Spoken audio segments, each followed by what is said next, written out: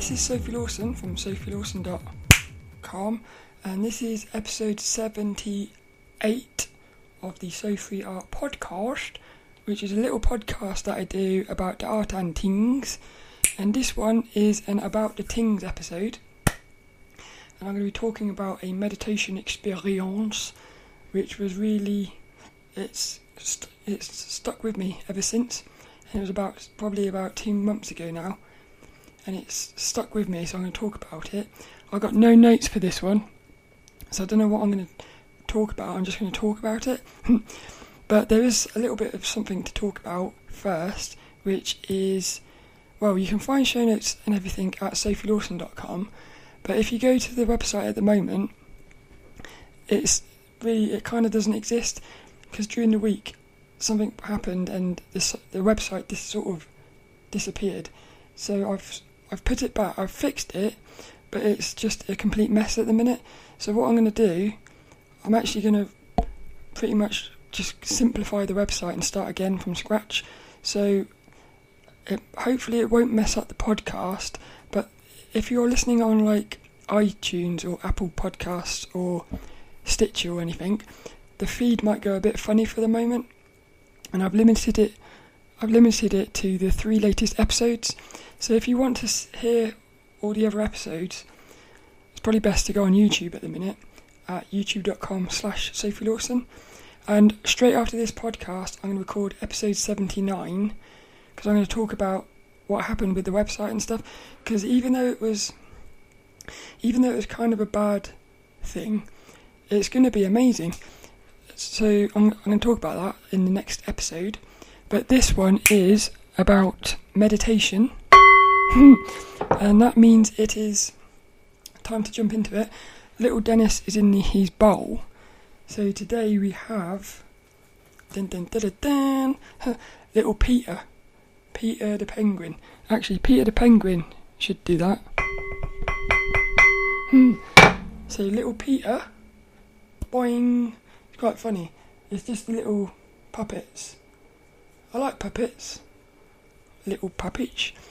But this podcast is about meditation. Meditation. I don't even know where to start with this one. So, in 2013 I started meditating. And I only started meditating because when I started drawing, one time when I was drawing, I had this experience during the night, because I used to draw all through the night, like massive 8-hour sessions. I was in one of those sessions of just drawing, and I suddenly realised that I was watching my hand drawing on its own, as if it was drawing on its own. It was kind of like an out-of-body experience. I didn't know at the time, but I think that's probably what was happening, and that changed me. And at that moment I knew art was really powerful, and I knew that I had to go like full into my art, because I knew it was just powerful after that experience. And then that got me into a book by Joe Dispenza called Breaking the Habit of Being Yourself, because I realised that a lot of things about who I was and how I was, such as social anxiety, panic attacks, just lots of negative thoughts and stuff, and shyness, it was going to hold me back from my art, because I feel like to be the best artist you can be, you have to also be the best person. So what happened was I read that book because I knew that I had lots of little like habits I needed to break. So that book by Joe Dispenza, Breaking the Habit of Being Yourself, that book definitely changed my life as well. And it introduced meditation into my life. So I didn't even realise at the time. I picked up the book. It was only as I got through the book I started realising you were going to do meditations at the end. So I didn't really ask for it. But again, meditation, like art, it's been life-changing. So what happened was I think it was 2013, I was meditating an hour and a half every day using these Joe Dispenza meditations. And one of the meditations, I was meditating in my bathroom at the time. I would meditate in my bathroom because it was pitch black. And I was sitting there, pitch black, complete silence, And this isn't the meditation experience, this is just something else, but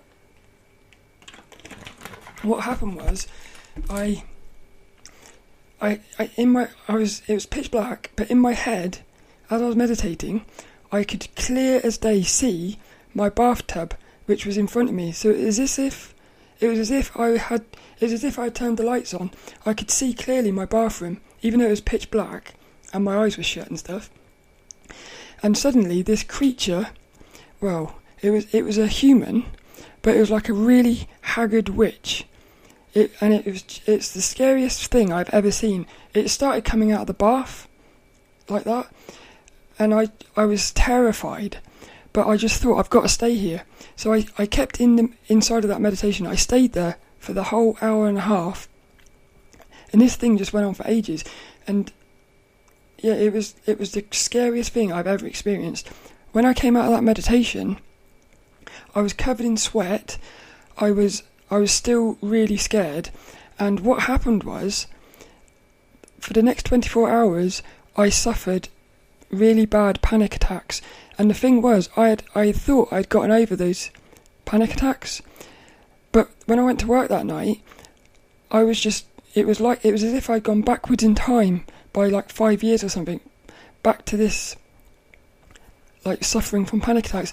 And I went home that night, and I thought to myself, there was two things I thought, oh no, what have I done? I've put myself back into these panic attacks. And I also thought, I thought to myself, there's no way I can do a meditation again, not after that.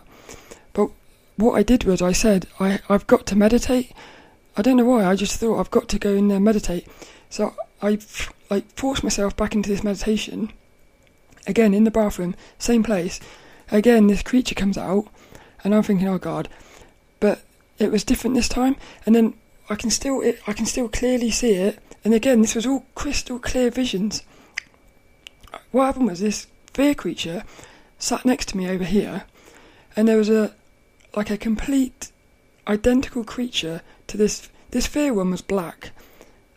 This other one was white, and this was like pure, I would say like an angel, and this one was like some like evil creature thing. The thing was, all of us sat together. I was holding the hands of this love creature. I was holding the hands of this fear creature. The fear creature and the love creature were holding hands. So we were creating like a threesome here. Naughty, a little sexy threesome. We was holding hands like this. And what I saw the love of, to me that was a love creature, and this was a fear creature. I saw the love creature. It started to go through my body, and it was like my body started to become the same as that love creature thing. It went right through my body like that, it went through my left arm, across my body, and then it went down my right arm into this fear creature. The fear creature started to turn into the love creature, and I can still remember this as well. I've wrote this all down in a book as well. I haven't read that. I'm going to have to find that, because when I first started meditating, I was writing all my meditations out, really, because I was getting such amazing meditations. That first year was incredible. Since I started lucid dreaming, the visions have gone a bit backwards. But what happened was, this fear creature looked at me with a look of, it was amazing. It was a look of proudness, as if it was really proud that I had managed to achieve this, but it was also like, I can't believe you've done this. And basically what happened was, all three of us, suddenly we got up and we floated off into the distance. My panic attacks never came back. They've never come back after that. And I just thought, because there's so many things I got out of that, it was like, I thought to myself, if I hadn't have gone back into that, if I hadn't have faced the fear of going back into that meditation, and that was definitely I would say the scariest thing I've ever had to do, going back into that meditation knowing that thing was in there. It's incredible. But like, I thought to myself, if I hadn't have done that, would I to me it felt like a test, very much like lucid dreaming. Lucid dreaming throws you these fear tests, and it sees how you respond. I feel like the meditations do exactly the same. The reason I talk about that one is because that meditation, it's stuck with me ever since, and it's never left me. And I feel like that was one of these moments where everything, I feel like I changed that day, that 24-hour period. Something changed. So, but what happened was, the reason I talk about that is because the meditation I had about 2 months ago feels exactly like that. It wasn't a scary thing, but it feels like one of these things that in 20 years' time, I'm going to look back and think it's going to be one of these meditations that sticks with me forever. So what happened was, like nowadays, I meditate completely naked, lying on the bed completely naked, just because I think it just makes it a bit more special, and it becomes like a full body mind experience thing. And that sounds a bit silly. No, it doesn't. Yeah, but it just becomes more powerful for me, and you sort of connect with your body a lot more. So I was lying on my bed completely naked, and at the time, because I've talked about holotropic breathwork on this podcast before, which is this thing where when you're meditating, you go like, you keep doing that, so you're breathing in and out without stopping, really deeply. So I was doing that, but I'd by accident, I suppose, by accident, I'd come across this thing. Well, what I was doing was I was breathing in really deeply, like, well, actually I was going through my nose, so I'll go, breathe in deeply, you keep the breath in your head, and then what I was doing was I was breathing out incredibly slowly, as if, like when I was learning how to swim, and I still haven't been able to swim because, again, I've got this fear, there's a fear there. Yeah, so I haven't learned how to swim yet, but I started to love being under the water, and I could hold my breath for quite a long time.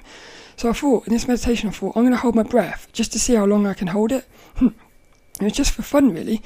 And I started to realise that what can happen is you hold your breath for ages, it gets to a point where you feel like you need to breathe, but you actually don't. So you can hold your breath a lot longer than you think.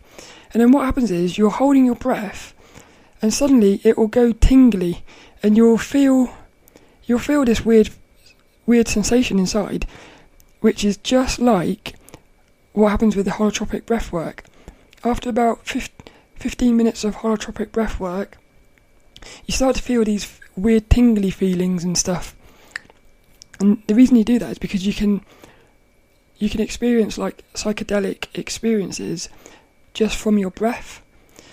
But the thing I've noticed, with holotropic breathwork, it's quite hard, and I'd reached a point where I thought I can't be bothered. I definitely want to go back and do it again, but this, like holding my breath, it was a bit easier for me, so that's why I started doing it. And yeah, so what happened was I was holding my breath, getting this tingling feeling. I must have done that for about 10-15 minutes, and again I thought, I got to this point where I was like, I can't do this anymore, and I just let go completely. I stopped even thinking about my breath or anything. Suddenly, this, in my head, it's like the only way I can describe it is like a cloud started arriving in the distance. I could feel this cloud arriving into my mind. And the thing was, I was thinking to myself, as it was happening, I was thinking, I know this feeling.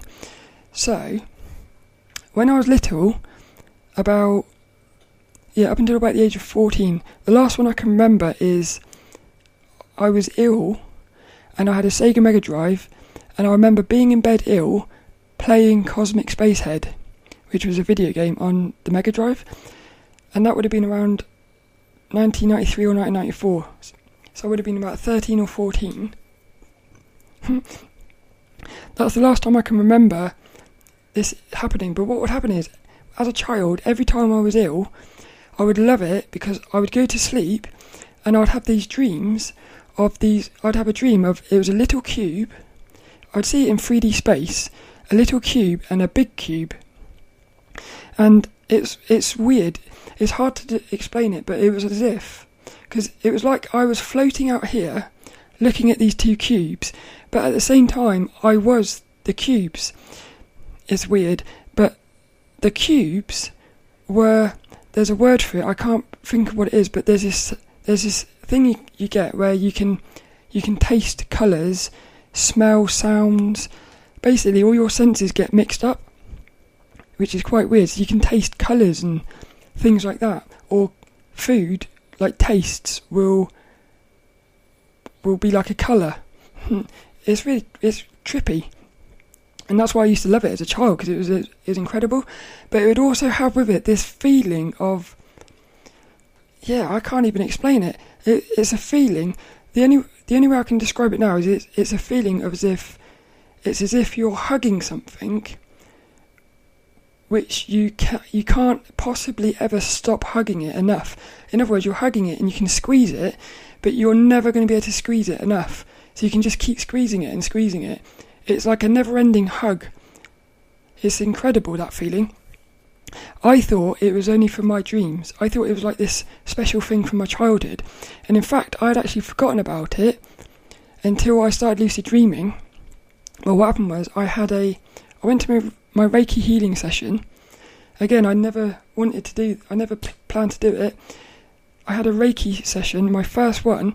I was lying there for the first probably 20-30 minutes. I was thinking, nothing's really happening here. And I was thinking, I'm probably not going to do this again.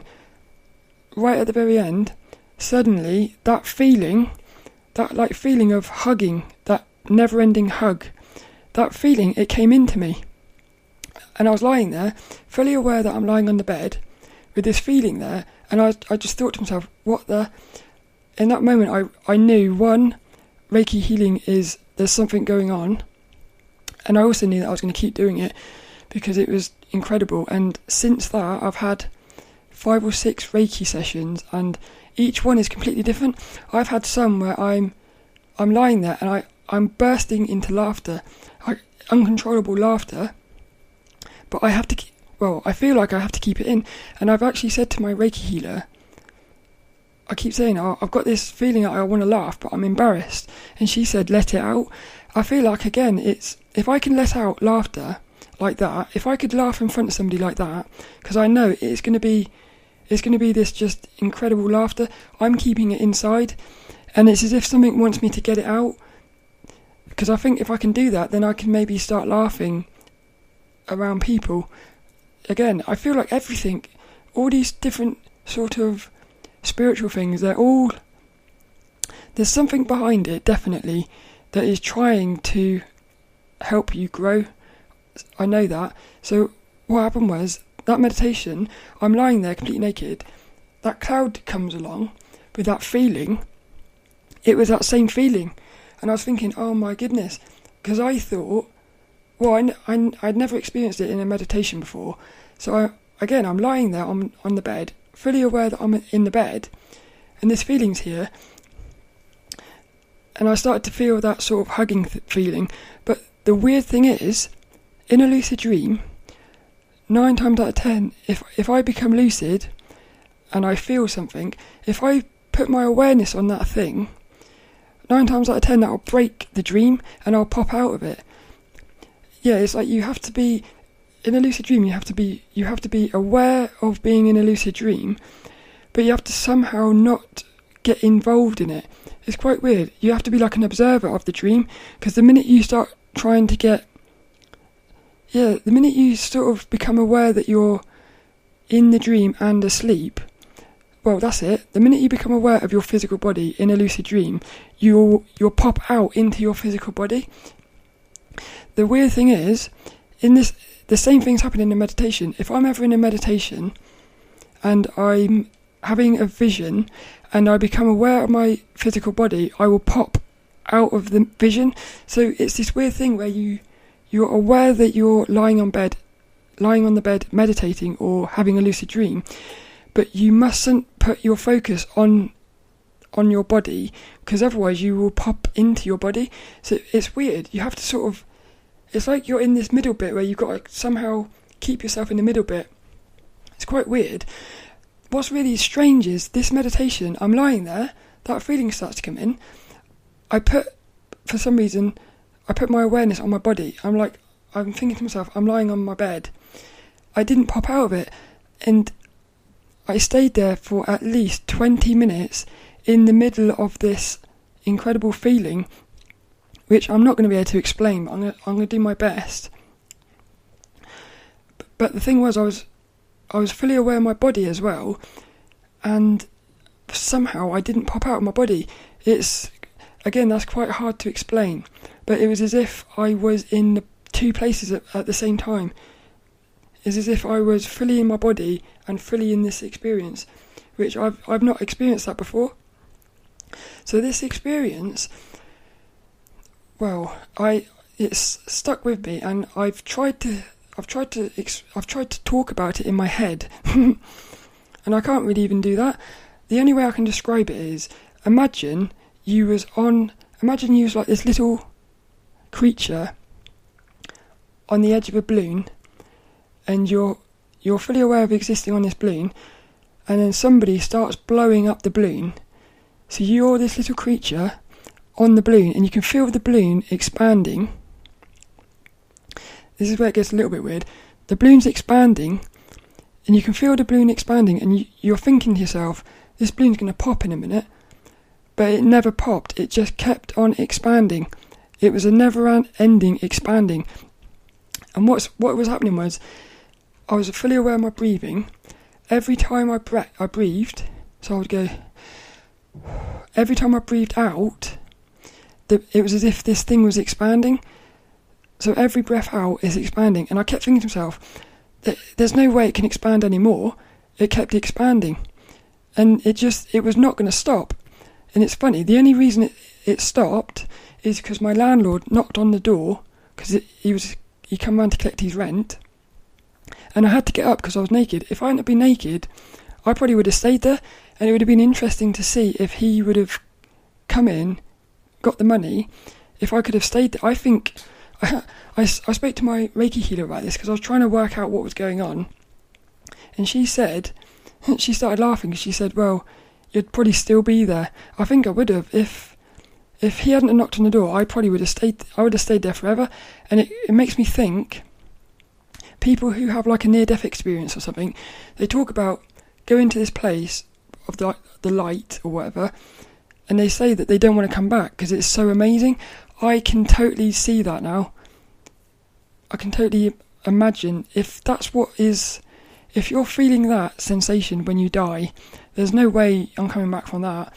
There's no way anyone would come back from that. It's a never-ending feeling. So it's like you're on the surface of this balloon expanding. You can feel it expanding. At the same time, you are inside of the balloon. So you are the air inside of the balloon expanding. So you are on the outside of it. You're on the outside of it, and you're on the inside of it. At the same time, it's like a never-ending expanding thing. But it's also got this feeling of like a never-ending hug. It's as if you're hugging a hug. Yeah, it's like it's just a feeling. It's the most amazing feeling in the world. When you're feeling that feeling, nothing matters. There's nothing else matters. And again, it's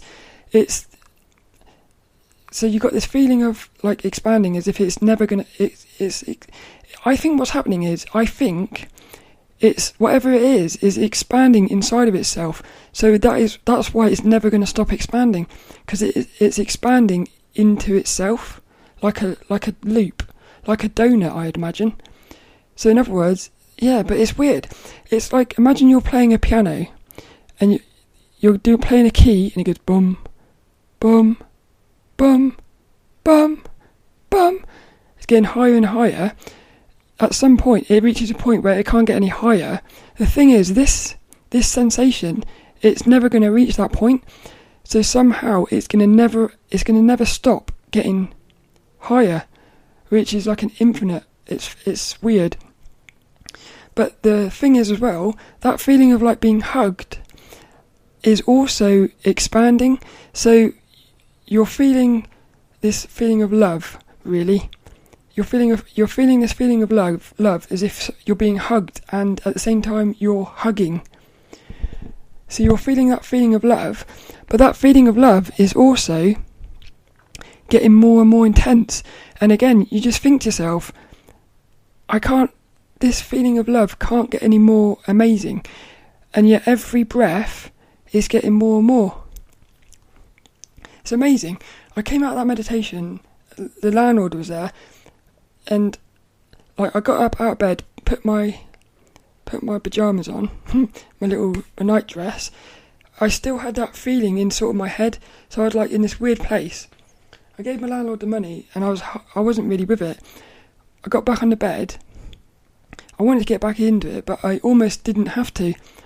And the thing is, it feels to me like one of these feelings that you can't force. You're never going to be able. Well, never say never. I would love to be able to recreate that, but I feel like it's one of these feelings that it's only ever going to happen when it wants to. But what I noticed was it didn't happen because of the breathing I was doing. It happened the moment I let go completely. The minute I stopped even focusing on my breath, and I almost said to myself, I can't be bothered like focusing on my breath anymore, I'm just going to lie here.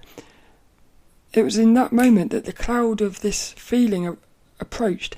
So to me that was saying, when you fully let go, it will come in. Because what I've noticed is every time I'm trying to do, because I'm trying so hard, and that's probably the thing, I'm trying too hard, but I want to experience an out of body, like whilst I'm consciously awake in a meditation. So I've had out of body experiences in my dreams, but the thing is, like, I know they're out of bodies, but there's always this little piece of you that's thinking, am I just dreaming? Like, am I just dreaming about an out of body experience? In other words, it's not really an out of body experience, it's a dream of this out of body. So because I'm always going into an out of body from the dream, I'm never quite sure. For me, if I can get into an out of body from a meditation where I'm fully awake, that to me would be like some sort of confirmation that you actually can go out of body. Because until I can do that, I'm always going to be a little bit like, am I going out of body, or am I just having a super vivid dream, like a super vivid lucid dream? So but the thing with that is, the only way I'm ever going to be able to do that is if I can fully let go in a meditation. And the thing is, I've had so many meditations where I am, because if you go onto YouTube, you can do there's loads of videos with binaural beats and like super high frequencies, which will help you get into out of body, into the astral and stuff. You can also do some for lucid dreaming. But so I'm lying there and I'm focusing on this out of body. The amount of times I have got this sensation of like my body goes super heavy. It goes that strange fuzzy feeling. Sometimes I've even had it where I can feel my hands are not in my hands anymore. It's like I'm lying on there. I can feel my hands on the bed, so I can feel the position of my hands on the bed, but it feels like my hands are miles away. No, not miles. Like 30 centimetres. It feels like they're 30 centimetres away. So, like I almost want to open my eyes when that happens, because I want to see if I can see my hands separate from my hands. Yeah, my astral hands. And I've had, yesterday I was meditating. I had this, like, it was like a wormhole. I've never had this in a meditation. It was a crystal clear wormhole. I've had them in my lucid dreams, because what I've noticed is if you're lucidly aware in a dream and you want to pop somewhere, very often you will go through like tunnels, little like wormholes, which again, it goes into this near-death experience. They talk about these like tunnels of light and stuff. But this one yesterday was a yellow. It actually reminds me of that lucid dream. I had a lucid dream I talked about on a podcast where I feel like I went into another reality, and it was a yellow fire ring, like wormhole thing. It was the same as that. It was super clear and vivid, And again, like what I said about earlier, the minute I saw that wormhole, I thought, oh my God, I started thinking, oh my God, I'm going to get into our body here. The minute I thought that, it started to go away. Again, you've got to somehow keep your awareness on that wormhole to know that you're going into it, but you've got to not get... This is it. It goes into what Robert Wagner says. To stay in a lucid dream, you can't get excited. The minute you get excited, you've got to keep your emotions in, like, stable, because otherwise, why do emotions pull you out of it? Probably because they're linked to your physical body. But the minute you get emotional in a meditation or something, it'll pop you out into your body. Same with a lucid dream. But the thing was, that's what I'm saying, with that meditation like a couple months ago, where I was expanding into like nothingness, I was super excited and it didn't pop me out, which is quite weird. But yeah, when I saw that wormhole, I was going through it and I got excited and then I popped out of it. And I think if I could have kept my emotions, I would have got through it, and who knows what happens. But the other thing is, it's fear as well. If you've got like a fear, and I've still got this fear of letting go into these wormholes and letting go into the outer body, the minute I start feeling that I'm going out of body, because what also happens is you'll get this fuzzy vibration feeling. Again, like with the holotropic breathwork, you get like this fuzzy feeling, and I feel like that is linked to this outer body stuff. I think all of it is the same thing, really.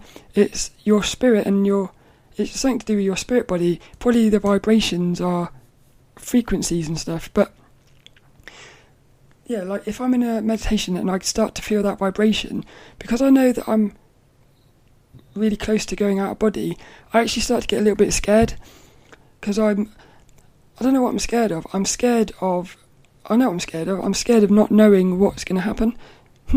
Yeah, fear the unknown, I think. So that's what my biggest fear at the minute is, letting go. And it goes back into swimming. I got really super comfortable in the swimming. I could stand. I'm not afraid of water anymore, but I was going there and it was costing me like £50 a week for 30 minutes of swimming, which is a lot of money. And I had about 2 months where I realised it was a mental issue and I was never going to be able to learn how to swim until I got my mental issues covered. So what I did was I stopped learning how to swim until I've worked out my mental, like there's some sort of fear involved in this. It's all linked together. Yeah, and what I keep seeing is in my lucid dreams, in my meditations, swimming, even in this Reiki healing with this laughter thing, I've got this, there's something stopping me letting go. And once I get it, I can tell that all of these things, which seem like they're different things, they're all the same thing. Even interviewing guests on the podcast, I'm scared of letting go. That's what I'm saying. There's so many things in my life which I feel like I can't do at the minute, and they all link back to being afraid of letting go. This is why I want to go into the astral body, into the outer body, because if I can do that from a meditation, I think that would be my greatest achievement, because it wouldn't even matter if it lasted 1 second. If I could go out of body in a meditation, I would come back knowing I can do it, which would mean that I can let go. And that's it. It went all over the place, but the only thing I'm going to say at the end is, when you have an experience like that, it doesn't matter if it's a meditation, lucid dreams are the best. When you have a lucid dream, you're never the same. You're never going to be the same again, because everything changes and it sticks with you forever. And the thing is, it sticks with you forever, and it's in your head as a memory, as clear as anything. It is, I would almost say, the clearest memories you'll ever have, because you can almost go back into it. You can almost see it in your head so much that you can go back and like relive it. Yeah, so it's like life-changing, I think. Little life-changing. Where's my little... Hey! Little Peter was hiding. Did you enjoy that, Peter? Hey, yes, I did. little Peter, that is the end of it. I hope you enjoyed it. Just talking about meditations and stuff, but the thing that I love about meditation is there's so many different types. You can have meditations where you're trying to go out of body, meditations where you're doing nothing but just feeling your body, meditation where you're not doing anything, you're just listening to your thoughts. They're quite amazing, those ones, because you'll start to hear things going on in your head that you just didn't even realise. Like you'll start to hear things in your head. For me, most of the time it's negative things, which they're going unnoticed, so you can start to notice them. Then what happens is you come out your meditation and you'll start to notice them in your non-meditation state, which means you can start to resolve them really and become a better person, which is what art's all about, becoming a better person, because we like to do that. Peter's I'm going to make a little poem about Peter. If you push a penguin's beak in, it's quite funny. But that's it. So I hope you enjoyed. Peter's dead. Peter's dead. No, he's not. He's meditating. Little Peter is meditating. So I hope you enjoyed that. I'm going to do my best to try and fix the website as quickly as possible. But that's going to be the next week's episode. Is going to be all about the little website. You can find show notes at sophielawson.com, and you can find videos and stuff at sophielawson.com/Sophie Lawson. I've got a load of books here because I was listening to a YouTube video, Leak Project. He had this interview with somebody, and he was talking about basically these books are he was saying they're life-changing. They changed his life. So what they're books about one of them's called The Infinite Helix and the Emerald Flame, Sacred Mysteries of Stargate Ascension by Magenta Pixie. All of these books are by Magenta Pixie, 4 different books. Another one is Divine Architecture and the Starseed Template, Matrix Memory Triggers for Ascension. Basically, it's all about raising your vibrations to set yourself free. And then if you do it, if everyone does it, we set the world alight. You can set the earth free. I think this is what it's all about.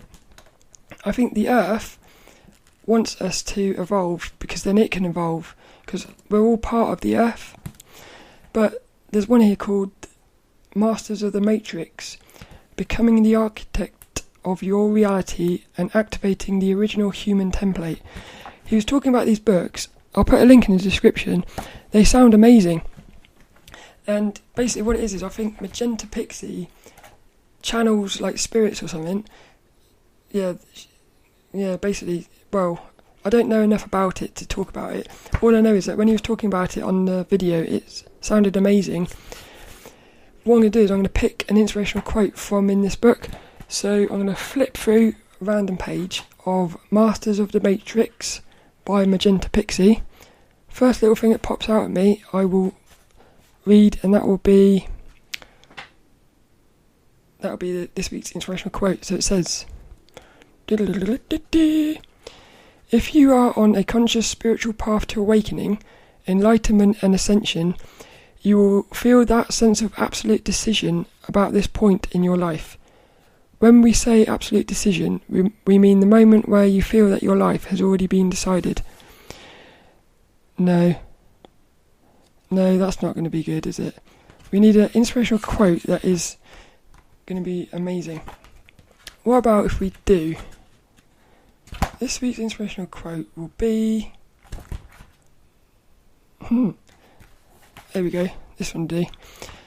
Service to self, polarised beings. Nah. What can I do as an inspirational quote? I think these quotes aren't going to make sense out of context. That's what I'm saying. I need a quote. I'm going to reach for a quote out of... Here we go, another book. Rebel Buddha, A Guide to a Revolution of Mind by Dzogchen Ponlop. Started reading this book probably about 2 years ago. I got to page 80 and I had to stop reading it because it was a bit too advanced for me. But I'm definitely going to go back to it. It was amazing at the time. Here's a little quote from this book. Here we go. I've actually got a page put here aside. This week's inspirational quote goes to Dzogchen Ponlop from the book Rebel Buddha, A Guide to a Revolution of Mind. Once we wake up enough to see through our confusion, we see that even our problematic thoughts and emotions are, at heart, part of this pure awareness. I like that. You can have that one for free. Once we wake up enough to see through our confusion, we see that even our problematic thoughts and emotions are, at heart, part of this pure awareness. Dzogchen Ponlop.